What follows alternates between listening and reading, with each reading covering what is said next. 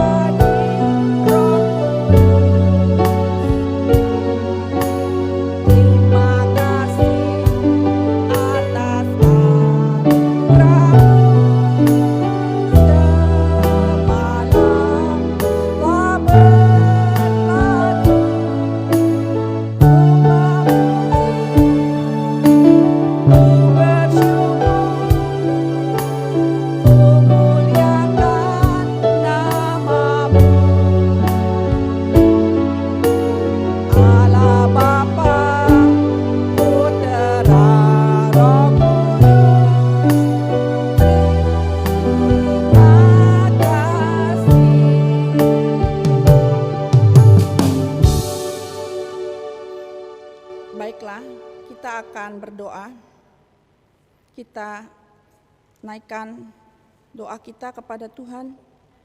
Bapa kami yang di surga, yang kami sembah di dalam nama Tuhan Yesus Kristus, pagi ini kami masih diberi kesempatan untuk beribadah kepada Engkau. Itu adalah suatu anugerah kepada kami, Tuhan. Tuhan sudah melindungi dan memelihara ibu-ibu Komisi Wanita sampai dengan hari ini, tanpa kurang suatu apapun. Kami berdoa agar dalam setiap pergumulan ibu-ibu Komisi Wanita, Tuhan menolong dan memberi jalan keluar. Biarlah Tuhan juga melindungi ibu-ibu dari paparan virus corona. Kami berdoa agar semua diberi sehat, agar dapat melakukan aktivitas tiap-tiap hari, memuliakan nama Tuhan. Kami berdoa untuk Bapak Gembala Sidang kami, Bapak Pendeta Randy Tirtanadi dan keluarga. Kiranya Tuhan memberkati pelayanan beliau, agar menjadi berkat untuk gereja di tempat ini. Juga untuk Ibu Pendeta Kue Moili selaku pembina rohani di Komisi Wanita. Tuhan urapi di dalam setiap pelayanannya, agar menjadi berkat untuk Komisi Wanita GKRI Kelapa Gading. Tuhan juga tolong untuk semua badan pengurus Komisi Wanita, agar diberi kesehatan, kekuatan, hikmat di dalam memajukan Komisi Wanita GKRI Kelapa Gading. Kami juga tak lupa berdoa untuk bangsa dan negara kami, untuk Bapak Presiden kami beserta jajaran kabinetnya, agar diberi hikmat, agar mampu mengatasi wabah COVID-19 di negeri kami. Tuhan memberkati kegiatan vaksinasi yang dilakukan di seluruh negeri agar dapat berhasil, sehingga COVID-19 ini boleh segera berakhir. Inilah Tuhan seru doa kami. Kiranya Tuhan mengabulkan permintaan kami yang kami alaskan hanya di dalam nama Tuhan kami yang hidup, Tuhan Yesus Kristus. Amin. Kita akan meneruskan dengan memberikan persembahan yang terbaik untuk kemuliaan nama Tuhan. Kita akan menyanyikan sebuah lagu, Jangan Kamu Khawatir. Ibu-ibu yang hendak memberikan persembahan kasih dapat mentransfer ke rekening Ibu Lilianti selaku Bendahara Komisi Wanita dengan nomor rekening BCA 09 4068 7934 atas nama Pang Chong Miao, suami dari Ibu Lilianti. Kita akan menyanyikan lagu persembahan kita, Jangan Kamu Khawatir. Jangan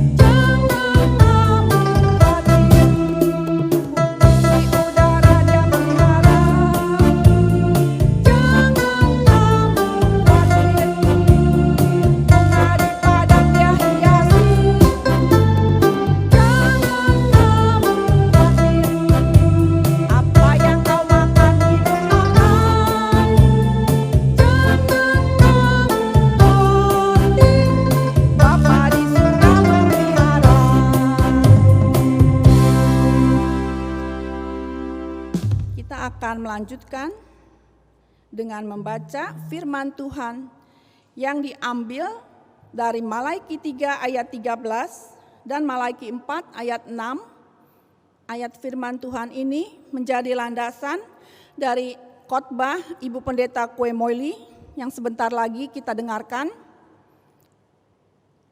Baiklah, saya membacakan dari Malaiki 3 ayat 13. Bicaramu kurang ajar tentang aku, firman Tuhan. Tetapi kamu berkata, apakah kami bicarakan di antara kami tentang engkau? Malaiki 4 ayat 6. Maka ia akan membuat hati bapa-bapa berbalik kepada anak-anaknya dan hati anak-anak kepada bapa-bapanya, supaya jangan aku datang memukul bumi sehingga musnah. Ya, itulah ibu-ibu ayat-ayat firman Tuhan yang menjadi landasan tema khotbah hari ini. Kita akan melanjutkan mendengarkan firman Tuhan yang akan disampaikan oleh Ibu Pendeta Kue Moili. Sebelumnya kita akan menyanyikan satu lagu pujian, Ajar Kami Tuhan Menghitung Hari-hari.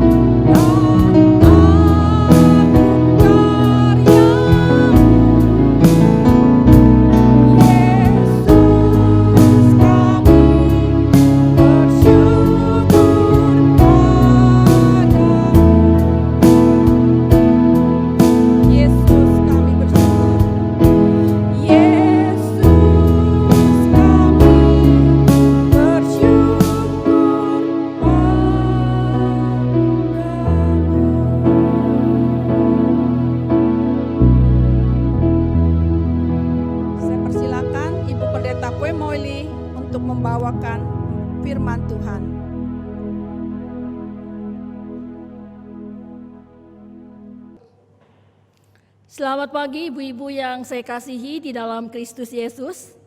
Senang sekali kembali kita bisa bertemu dalam ibadah online Komisi Wanita pagi ini.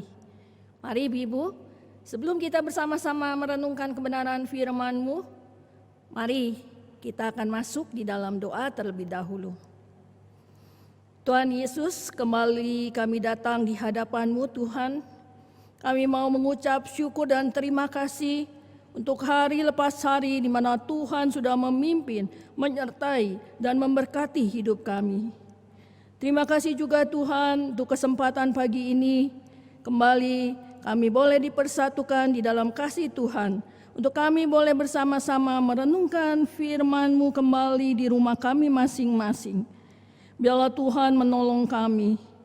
Kami mau menyerahkan ibadah online Komisi Wanita ini dari awal, pertengahan, hingga pada akhirnya, hanya di dalam nama Tuhan Yesus, Juru Selamat kami yang hidup. Amin. Ibu-ibu sekali lagi selamat pagi. Tema kita pagi ini adalah jangan abaikan peringatan dan penghakiman Allah. Nats yang diambil dari Maleaki pasalnya yang ketiga, ayat 13, sampai dengan Maleaki pasalnya yang keempat sampai dengan ayat yang keenam. Ibu-ibu sekalian, saat ini kita menjumpai ada begitu banyak orang-orang fasik, orang-orang yang tidak mengenal Tuhan, tapi mereka hidupnya begitu berlimpah di dalam hidup kemateri mereka. Padahal kelimpahan materi yang mereka peroleh adalah mereka dapatkan dari kecurangan. Tetapi sebaliknya, kita melihat ada begitu banyak anak-anak Tuhan yang rajin bekerja, yang jujur, yang setia di dalam ibadah, dan juga taat di dalam melakukan kebenaran firman-Mu. Tapi di dalam kehidupan anak-anak Tuhan ini, mereka hidup di dalam kesulitan. Mereka hidup secara materi juga mereka berkekurangan. Ibu-ibu sekalian, dalam keadaan hal ini timbullah pertanyaan dari beberapa orang. Pertanyaannya demikian. Mengapa ada orang jahat, ada orang yang berbuat dosa, tetapi hidupnya senang, hidupnya berlimpah, tidak ada kesulitan, tidak ada masalah. Secara kesehatan mereka juga lebih sehat.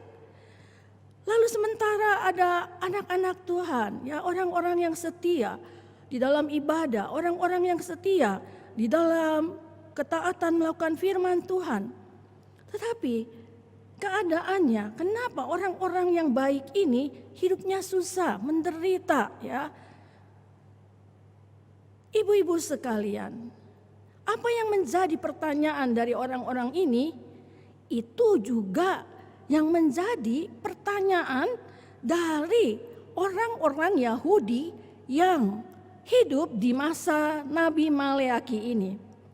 Ibu-ibu sekalian, orang-orang di dalam bangsa Yahudi ini dalam masa di mana Nabi Maleaki hidup ini, mereka terbagi di dalam dua kelompok atau dua golongan.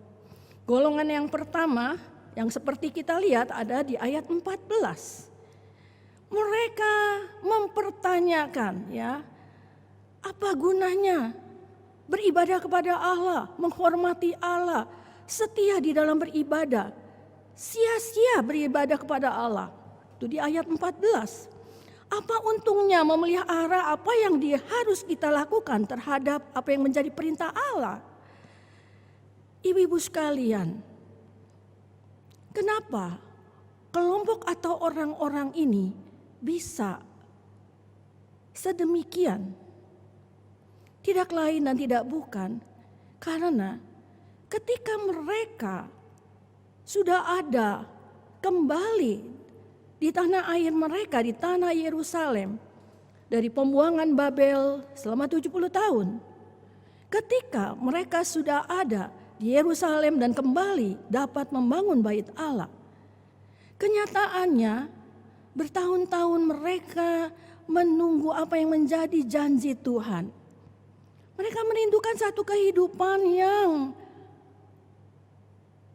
berlimpah, ya, secara materi, kehidupan yang senang, kehidupan yang ada selalu di dalam kehidupan secara materi yang berlimpah, yang tidak ada kesulitan dan masalah. Tetapi ketika mereka menanti-nanti janji ini, mereka bertahun-tahun menantikan dan tidak ada perubahan dalam kehidupan mereka. Panen yang gagal, mereka menderita dalam kesulitan kehidupan mereka. Inilah yang membuat kelompok golongan pertama ini meragukan akan kasih Allah, meragukan akan keadilan Allah, ya. Sehingga mereka mengatakan sia-sia beribadah kepada Allah. Lihat, orang-orang fasik, orang-orang yang tidak mengenal Allah, ya. Mereka hidupnya jauh berlimpah daripada kita. Mereka hidupnya senang, ya. Mereka tidak menyembah Allah, mereka tidak beribadah kepada Allah, mereka tidak menghormati Allah. Mereka hidup berlimpah dalam materi karena apa yang mereka dapat dalam materi itu pun mereka dapat dalam kecurangan. Tetapi lihat, ya, kehidupan mereka senang, ya. Nah, inilah ibu-ibu yang membuat kelompok atau golongan pertama di dalam kitab Maleakhi ini, mereka sekali lagi mempertanyakan akan kasih Allah. Mereka membandingkan hidup mereka dengan orang-orang fasik yang lebih baik. Kita berhenti sejenak di sini ibu-ibu dan kita boleh melihat sejarah bangsa Israel sampai mereka boleh ada saat ini di dalam kitab Maleakhi. Tuhan sudah membawa mereka keluar dari perbudakan Mesir. Tuhan juga sudah mencukupkan segala kebutuhan mereka selama 40 tahun di padang gurun, sandang, pangan, dan papan. Bahkan ketika mereka ada di dalam pembuangan 70 tahun, karena mereka meninggalkan Tuhan Allah mereka, dan Allah menghukum mereka dalam pembuangan 70 tahun di Babel. Itu pun dalam hukuman itu pun tetap ada kasih Allah. Sehingga dengan ajaib kembali Allah memulangkan mereka ke tanah air mereka, ke Yerusalem, ya. Di dalam kedaulatan Allah, Allah memakai, ya, raja kafir, ya, Raja Kores, untuk memerintahkan orang-orang Israel boleh kembali ke tanah air mereka, boleh kembali ke Israel untuk membangun bait Allah.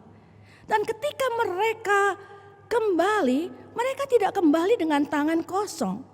Di dalam kedaulatan Allah juga, Allah membuat raja kafir ini memerintahkan rakyatnya, seluruh rakyatnya, untuk memberikan emas, perak, dan lain sebagainya kepada orang-orang Israel yang akan pulang ke kampung halamannya, kembali ke Yerusalem untuk membangun bait Allah.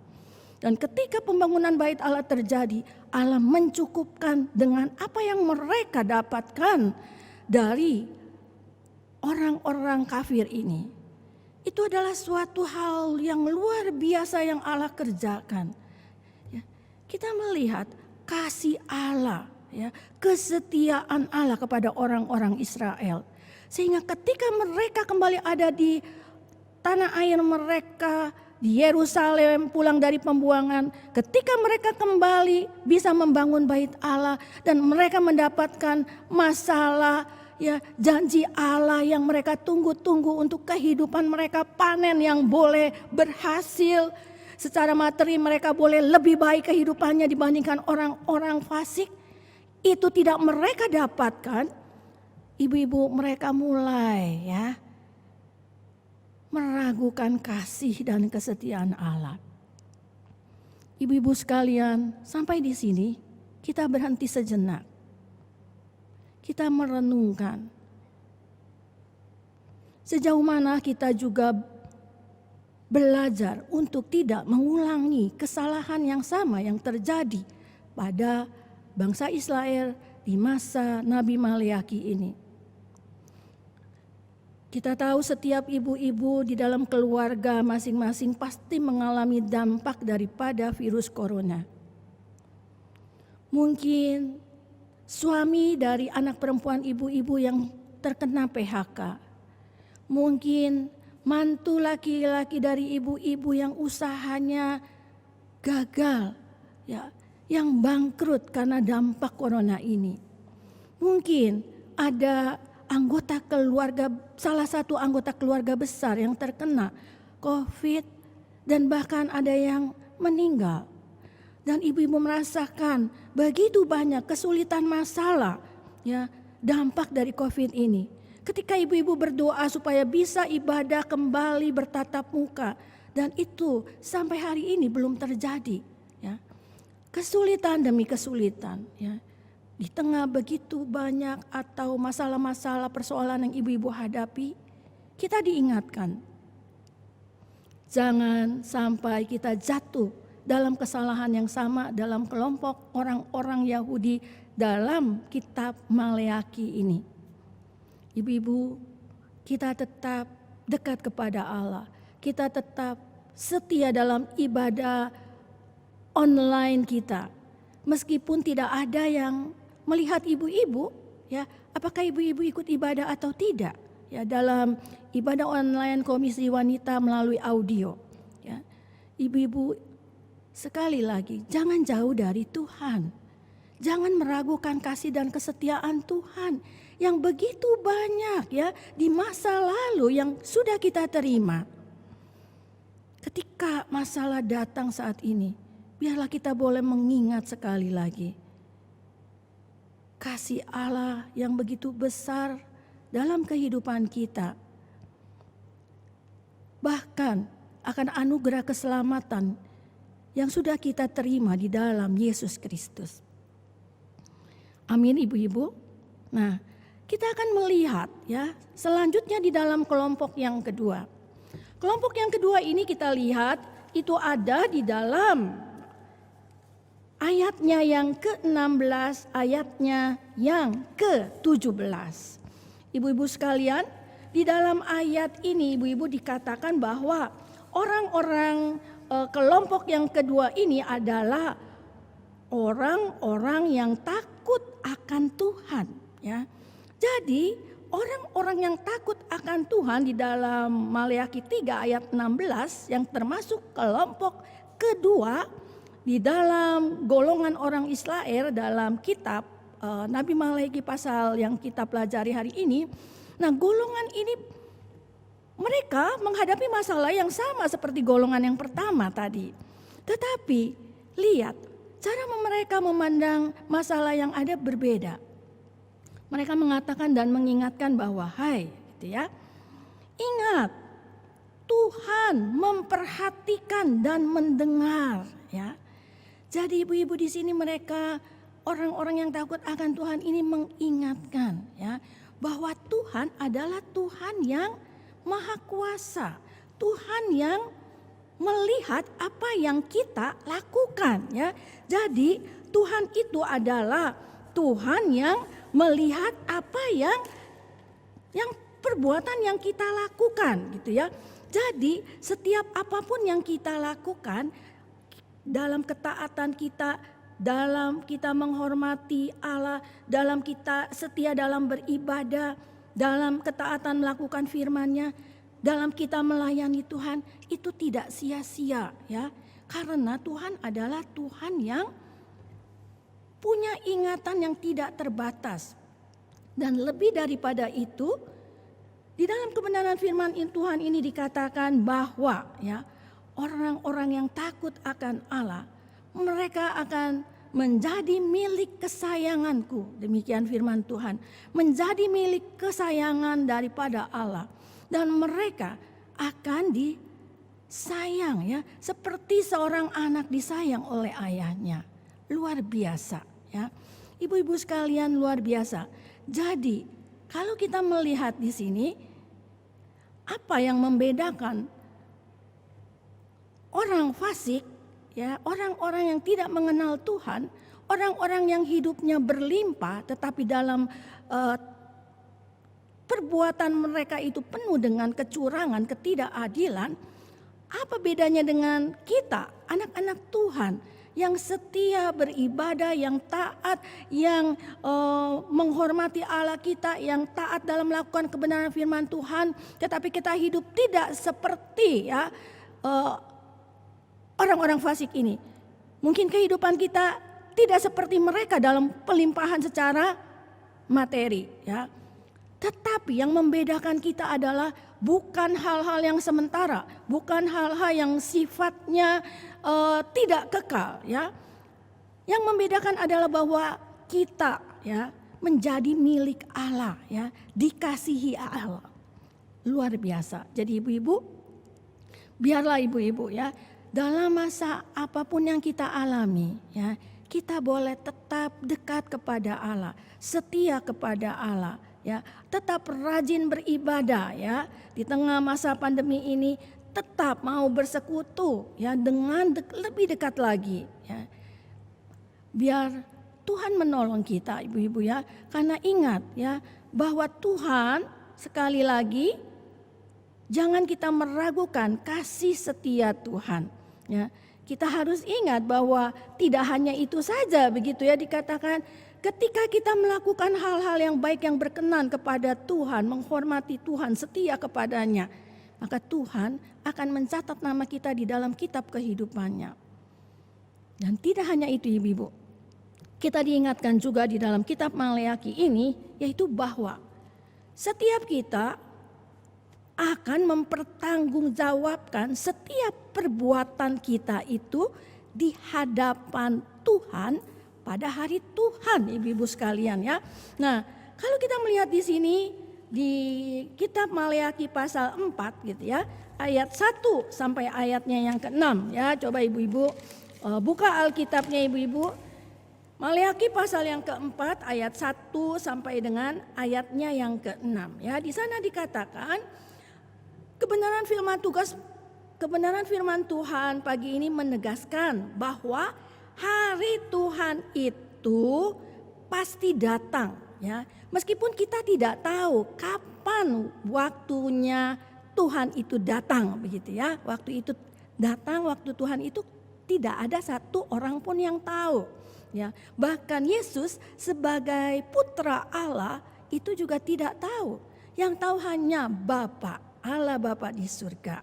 Nah, yang menarik di sini di dalam ayat yang kelima, ya, sebelum, ya, hari Tuhan itu datang, begitu, ya, di ayat kelima dikatakan di dalam Maleakhi yang pasal 4, Tuhan akan mengutus Nabi Elia, ya. Jadi kedatangan Tuhan didahului oleh pengutusan Nabi Elia, ayat yang kelima. Ibu-ibu sekalian, ini punya makna, punya pengertian, artinya begini, ibu-ibu. Sebelum hari Tuhan itu tiba, Tuhan itu memberi kesempatan supaya orang-orang percaya bertobat, ya, sebelum hari Tuhan itu tiba, ya. Jadi Tuhan masih kasih waktu, kesempatan dengan mengutus utusannya, ya. Di dalam perjanjian baru kita ingat ketika Tuhan akan memulai pelayanannya itu didahului oleh Yohanes Pembaptis yang berseru-seru, bertobatlah, bertobatlah sebab kerajaan Allah sudah dekat, ya. Nah, itulah sebagai tanda, ibu-ibu, bahwa ketika atau sebelum waktu Tuhan itu datang, maka Tuhan akan memberikan waktu, ya, menyediakan waktu, mempersiapkan umatnya supaya mereka bertobat, ya, sebelum hari Tuhan itu tiba. Nah, ibu-ibu sekalian, lalu kita melihat, ya, apa yang terjadi pada hari Tuhan itu. Ya, kita melihat di ayat yang pertama dari Maleakhi pasal yang keempat, ya. Nah, kedatangan hari Tuhan itu bagi orang-orang fasik, ya. Di sini dikatakan bagi orang-orang fasik, ya. Bagi semua orang gegabah, ya, kedatangan hari Tuhan dilukiskan sebagai malapetaka besar bagi mereka. Kenapa? Mereka di sini dikatakan akan menjadi seperti jerami yang terbakar habis, ya, di ayat yang pertama, Maleakhi pasal yang keempat. Bahkan dikatakan bahwa akar dan cabang mereka pun akan sirna tak berbekas. Dan orang-orang fasik ini akan menjadi seperti abu yang diinjak-injak, ya. Jadi gambaran itulah yang ditunjukkan oleh Nas, ya, oleh Maleakhi pasal 4 di ayat yang pertama ini, ya. Jadi itulah akhir daripada kehidupan orang-orang jahat, ya. Gambaran itu yang ditunjukkan di dalam Nas ini untuk melukiskan kesudahan orang-orang jahat, orang-orang fasik. Nah, lalu kita melihat di ayat yang kedua, ya. Kalau ada narasi malapetaka, ada juga sekali lagi narasi sukacita. Kenapa? Di ayat yang kedua, ya. Hari Tuhan ini bagi orang-orang yang takut akan Tuhan merupakan sukacita besar. Kenapa? Di situ dikatakan bahwa orang-orang yang takut akan Tuhan bersukacita karena semua penderitaan mereka berakhir. Hari Tuhan dikatakan di sini menjadi momen yang menggembirakan, ya, karena ketidakadilan yang terjadi selama ini akan digantikan. Di situ dikatakan seperti terbit surya kebenaran, ya. Jadi ketidakadilan yang terjadi selama ini akan digantikan dengan terang surya kebenaran. Dan ketidakberdayaan akan disegarkan dengan kekuatan baru. Seperti di ayat kedua mengatakan, seperti sayap yang dipulihkan. Bahkan pengekangan paksa selama ini digantikan dengan kemerdekaan. Seperti apa? Seperti anak lembu lepas dari kandang. Ya, kita lihat itu di ayat kedua dari Maleakhi pasal yang keempat. Jadi kita lihat di sini ada janji kebebasan yang dinikmati, yang akan dinikmati oleh orang-orang yang takut akan Tuhan ketika hari Tuhan itu tiba, ya. Nah, ibu-ibu sekalian, biar ini juga menjadi satu pengharapan kita, ya, satu sukacita kita, satu penghiburan kita ketika kita masih hidup di dalam dunia ini, ya. Ada sukacita yang menanti kita ketika hari Tuhan itu tiba, ya. Nah, ibu-ibu sekalian, seperti tadi kita sudah belajar bahwa hari Tuhan ini tidak ada yang tahu, ya, tidak seorang pun tahu waktu kedatangan Tuhan. Jadi ibu-ibu jangan menghabiskan energi untuk mencari tahu kapan Tuhan itu akan hari Tuhan itu tiba. Jangan mencari tahu untuk menguak misteri hari kedatangan Tuhan, ya. Sebaliknya, mari ibu-ibu, kita harus tetap berjaga-jaga dan siap sedia, ya ibu-ibu, ya. Nah, ibu-ibu, di akhir daripada renungan ini, ya, mari menjadi refleksi kita bersama. Apakah saat ini kita tetap setia dan mempercayai kasih dan kebaikan Tuhan Yesus Kristus dalam hidup kita? Itu refleksi pertama. Refleksi yang kedua, apakah kita sudah siap menghadapi kedatangan Tuhan yang kedua kalinya di hari penghakiman yang sudah dinubuatkan oleh Nabi Maleakhi? Biar ini menjadi satu refleksi kita bersama. Amin ibu-ibu. Dan sebagai penutup, kita akan bersama-sama membaca dari 1 Petrus pasalnya yang keempat. 1 Petrus pasalnya yang keempat ayat yang ke-17. Demikian firman Tuhan. Karena sekarang telah tiba saatnya penghakiman dimulai. Dan pada rumah Allah sendiri yang harus pertama-tama dihakimi. Dan jika penghakiman itu dimulai pada kita, bagaimanakah kesudahannya dengan mereka yang tidak percaya pada Injil Allah? Mari kita berdoa.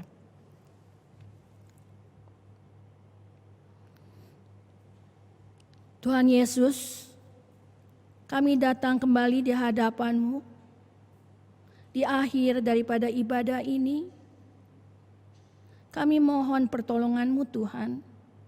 Ketika kami sudah bersama-sama merenungkan kebenaran firman-Mu ini, biarlah Tuhan menolong kami, supaya kami belajar untuk menerapkan kebenaran firman-Mu ini di dalam hidup kami setiap hari. Kami tahu kami penuh dengan kekurangan dan kelemahan dan ketidakmampuan. Tetapi kami percaya bersama Tuhan, Tuhan memampukan kami untuk kami terus diproses, untuk kami terus belajar, untuk melakukan kebenaran firman-Mu hari lepas hari dalam hidup kami, sehingga kami boleh menjadi seperti yang Tuhan mau dalam kehidupan kami. Terima kasih Tuhan, kami menyerahkan sekali lagi semua doa-doa ini hanya di dalam nama Tuhan Yesus, Juru Selamat kami yang hidup. Amin. Ibu-ibu, kita akan mengakhiri ibadah online Komisi Wanita pagi ini dengan doa berkat. Ibu-ibu, terimalah berkat dari Allah Bapa Tuhan kita. Kasih dari Allah Bapa, damai sejahtera daripada Tuhan kita Yesus Kristus, dan penyertaan dari Allah Roh Kudus menyertai kita mulai dari hari ini sampai kedatangan Tuhan yang kedua kalinya dan bahkan sampai selama-lamanya. Bapa, terima kasih.